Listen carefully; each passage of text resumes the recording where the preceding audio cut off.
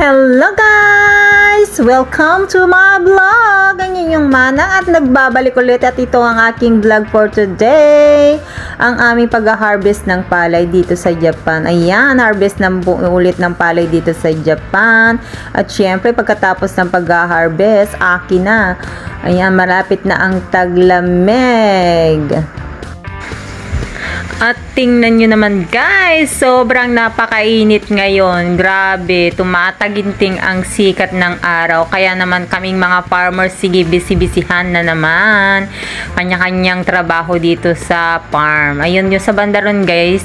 Balik mag-anak pa rin po yan ni tatay guys. Ang mga kinukuha naman nila, yung mga kara o mga dayami. Pinatuyuan nila at kinukuha nila pampakain din ng baka. Yan. Halos kami naman dito kapitbahay ng farmers, magkakamag-anak din. Kamag-anak ni tatay po yung mga yan. Kasi nasa ang kanila talaga puro sila farmers. Kaya thankful ako, napasama ako dito. Ako dinala ng Diyos sa mga pamilya ng farmers. Dati ito talaga yung hilig ko, ang pagpa-farm. So, ayan nga po guys, bali si tatay muna ang una kong pinag-harvest, pinag-ikot ko muna siya guys, kasi gawa ng yung mga tambak dito is social. Baka yung mga tambak na simento ang una kong ma-harvest, malintikan si Manang. Mapagalitan na naman ako pag ganarn. So, bali guys, yung harvester machine namin yan is yung bago.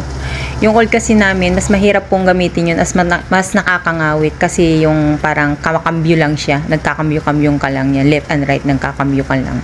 Unlike itong bago po guys, is handle siya na parang handle ng sasakyan, kaya mas madali po siyang gamitin. Mas hindi ka pasmado. Ayan po guys, o yan.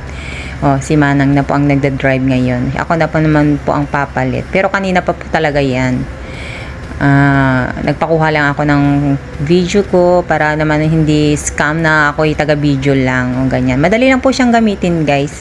Kaya marunong ka mag-drive o hindi na sasakyan, kayang-kaya nyo po rin niyang gawin. Basta alam nyo po yung left and right, ayan, mag-back, saka mag-go, ganon.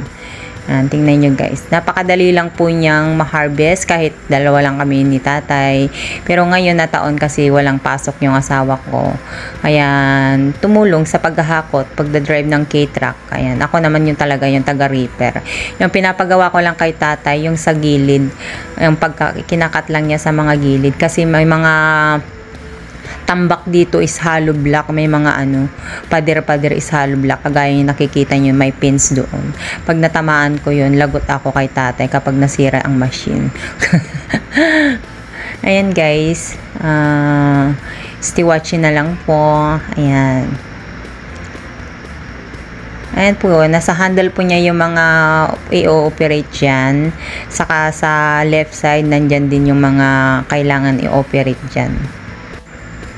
At ayun na nga po guys, nakakarating na tayo sa slow motion ng pagkat ng palay. Tingnan nyo naman at pagkaganda-gandang pag-alog at paglonda-londag ng mga butil ng palay. Diba? Ang gandang tingnan guys, pag slow motion siya.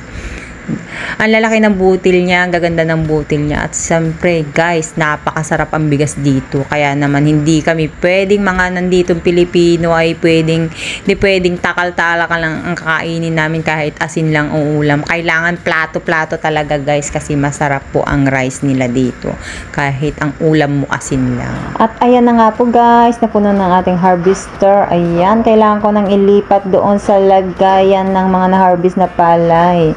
At ito nga po pala yung handle ng pagbabagsak ng palay mula sa harvester guys.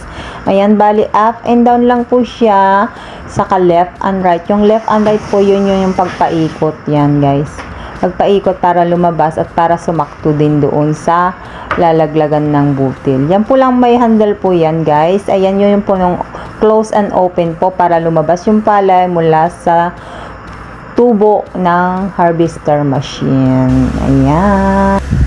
O diba, napaka-high-tech ang mga gamit nila dito sa Japan. Kahit konti lang yung tao nila at minsan karamihan, hindi lang minsan, hindi talaga sila kumukuha ng tao basta kompleto yung gamit nila. Kagaya namin ng biyanan ko, kami lang talaga ang nag-ooperate o nag-aasikaso ng farm namin.